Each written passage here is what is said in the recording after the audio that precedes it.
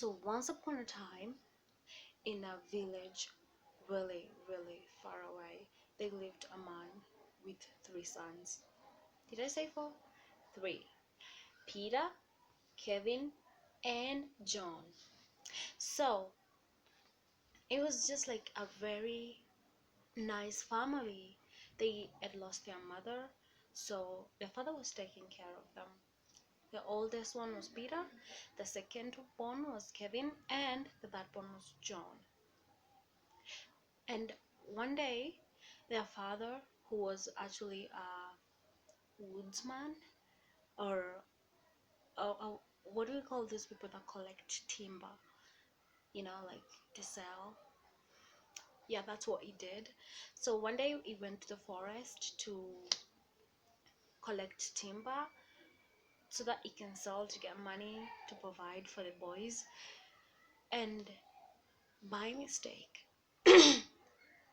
by mistake, the axe that he was using to cut the trees just like missed the tree and like just hurt him on his leg, and it was like this big open wound that was really, really bad. So as he was lying on the ground screaming, his neighbors did hear and ran to help him, and it was just the biggest wound ever. And when the boys found him, they were so sad because that was their father, that was their provider. So they did take him to the doctor, and in that village there wasn't like a doctor, it was like a witch doctor. And that witch doctor told them that that wound was too big to be healed just like that. It needed a special ingredient, and that special ingredient was a tail from a giant. And giants like existed at that time, and they lived like miles and miles away from the village, and they never really knew that there was a village of human beings existing there, because if they did, they would come and they would eat everyone. So that was really like bad, because they're giants. You're not just gonna go and cut one of a giant's tail and just like walk away. No, no, no, no, no. Huh. So when the witch doctor said that, the boys were really depressed, and they took their father home because no one could help him. And that they just, day after day, they would watch their father slowly just deteriorate, and they would put any herbs they could get on the wound, but it would still not heal. So the firstborn, Peter, decided that enough was enough, that he was gonna go on that journey, and he was gonna find a giant and cut its tail and bring the tail home for his father. So the father really had no choice. He loved his boys, but they could not provide for themselves. They were still very young. So the father was like, okay. Peter was like 17 years old, and at that time, that 17 is really young from at that time, not like this time when 17 you can go to work. So Peter packed his bags, food, water, and set off for his journey. And his father really prayed for him, and his brother said their goodbyes, and he started the journey. And it's not like a journey that you can just go with one day. It's a journey that you go for weeks, because it's forest. There are dangers, there are animals there. You have to actually be very, very strong to survive that journey. And Peter was really strong. He was a really good hunter, so he could kill animals that would threaten his life. So he did go, and within like the first few weeks, I think 3 weeks, he did get there. It's like you get for like top of a hill, and down there is like this big houses for giants, and you could just see them. And they were really like big houses with big granaries with a lot of food. And Peter was like, okay, I'm just gonna hide in one of the granaries and wait until the giant come. And when they sleep, I'm just gonna go and cut one of the tails and run like hell. Okay, that was his plan, and he did get there. And because giants hunt at night, at what is it called, daytime, they were not home. So he just like hid there and waited until like it was night.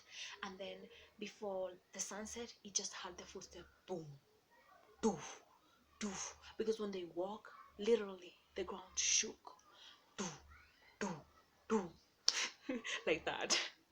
So he just kept quiet. And then they came. The first one to arrive went in. The second one, the third one, the leader was always the one that came last. So when all of them were in, they just sat there on fire. They started burning the food that they had taken, animals that they had killed so they can eat and sleep. But before that could happen, one of them did smell something different about the compound. He was like, okay, I smell something. Something that is in us. Something that is not like from here. And the giant started looking. From the first granary, there was nothing. The second, and Peter was hiding on the fifth one. When they got to the fifth one, they did find him, and he became a part of the meal.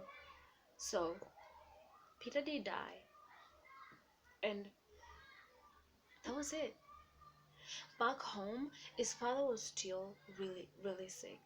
The little herbs that they could find was helping, but they were only delaying the inevitable. They waited for Peter. Peter never showed up. So it was Kevin's turn. So Kevin told his father that he was gonna go find Peter, find the tail, and come back. Kevin set off too, into the forest, and for weeks and weeks, John and his father waited and waited, and Kevin never showed back. He just never came back, and they lost hope. And Harry was the littlest brother's turn, and his father was like, no, no way. I've already lost two sons. I'm not going to lose my last child. No, I won't lose my last child. And John was like, if I do not go, you will die. And if you die, I will definitely die. So both of us will die. So let me go try, at least see whether we can survive. And his father relentlessly just refusing, but at some point he just had to let go and accept that he was just gonna have faith that maybe John could do what his brothers couldn't. And the little John set off to go to the village of the giants, and he did. And when he got to the hillside where you can stand and see the houses, he did see their houses, big houses. But then he did see something too, a small little hut. Like in the corner, like this is the giants where they live, but in the farthest corner there was like a little hut. Just like a little mud house built from straw. And he was like, okay, if John lives there, then who lives there?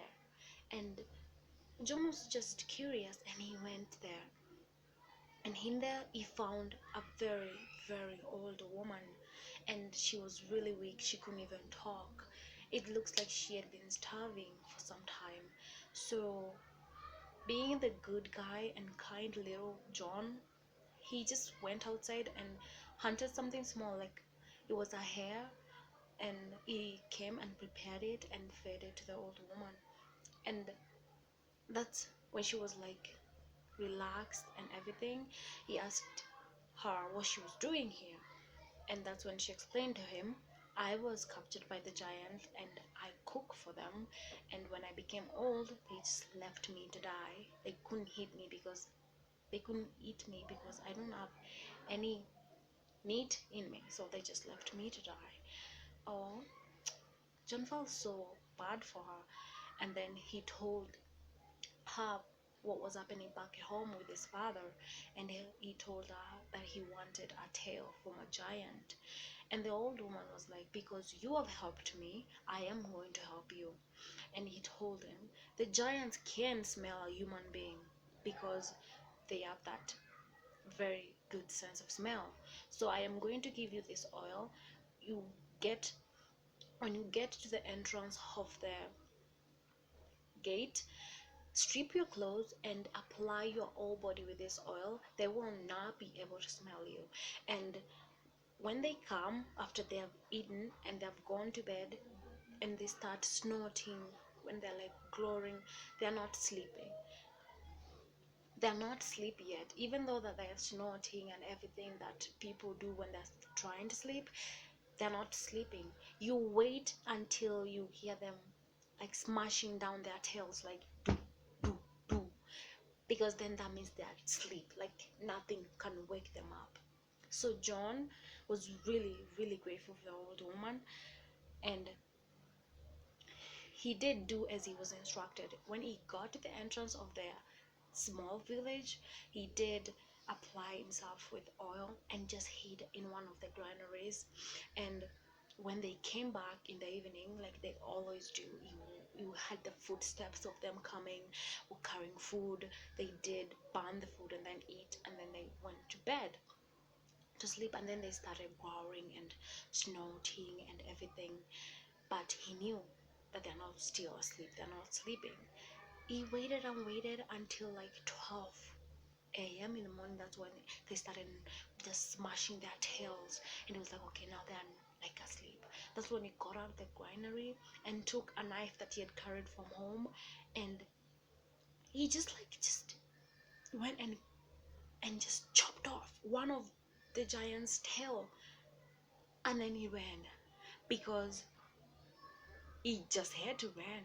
Because when they wake up and find that one of them is missing a tail, they are going to like go and find who did it. And the giant have like big steps, and you were like just and John was just like little steps, so they were gonna catch up. But before John left, he did carry the tail and went to say goodbye to the old woman.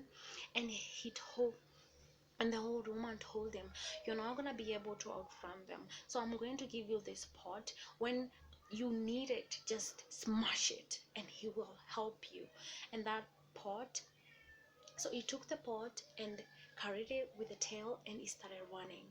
So when morning came and the giants started waking up, they the first one to wake up, he just like, fell on the ground. It was like, and then he started like laughing, and the others woke up and they were like, why are you laughing? I was like, one of us has urinated, like one of us has wet the bed. And they were like, no, no, none of us has wet the bed. And it was like, then what is this on the floor? And that's when they looked, and it was blood. And then they started searching, where was it coming from? And then they looked at their leader, and his tail was missing. And then their leader was mad, and he just let out this big growl, like, oh. Poor John, he was still running when he heard that big growl, and he knew, wow, they are awake and they're coming for me. So they just like followed, and then the giant started running after him because, well, he was carrying the tail, and they do know how their tails smell like. So they just followed him, and they were really, really, how do I explain this? You're in the forest, you're running away from giants, but you can hear them coming because of their footsteps. Boo, boo. You can hear them that they're getting closer. And then he ran, and it just crossed his fingers like, I just need to get to one. This river, the biggest river there. I forget the name of the river, but it was so big. It needed like crossing was a nightmare. But when John got there, he did manage to cross it, and before he could finish crossing it, the giants were like just there. They saw him. He was like a tiny little boy there. He's the one that is stolen their tail. And we're like, we are going to kill you and we are going to just feed on you. And that's when he remembered the pot that he had been given by the old woman, and he just took it and just like smashed it down inside the water, and this big fire just like showed up. I know how is fire burning on top of water? Don't know what witchcraft the woman used, but it worked because the giants could not cross the river. And I know what you're thinking, they could just like, they're giant, they could just do like that and cross. No, no, no. The fire was really, really big even for them, because it was like, this is the giant. The fire was like here, they could not cross. And that gave John the opportunity to run. And he ran for days. He did not stop until he got to his village. And by the time that fire went down, John was nowhere to be found, and the smell already disappeared, so they couldn't find him. But before he could get to the village, he did hear the giant screaming and just like shouting and just like roaring. But he was like a mile, 2, 3 miles, 2, 3 miles to get to his like village. So when he got there, his father was like, he could have just survived like 2 days.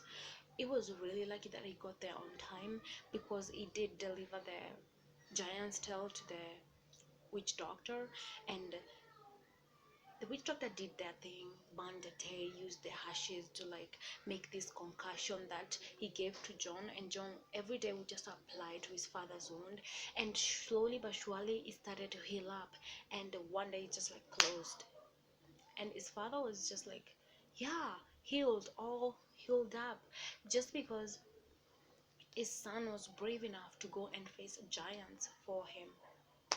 Wow. Yeah, that's like true love. And even though he had lost his brothers, he saved his father. So little John was a little hero.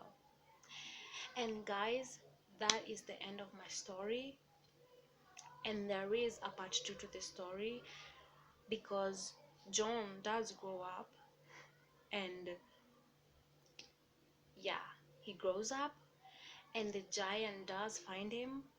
And if you want to know how the story continues, I am going to make a part 2 of this, and it's going to just be very good. So make sure you subscribe and hit the notification bell so that you can be notified anytime that I upload. And also click the like button if you did. And yeah, I like this. I love telling stories. So I hope you guys enjoyed it, because I did. Bye, you guys. Mwah.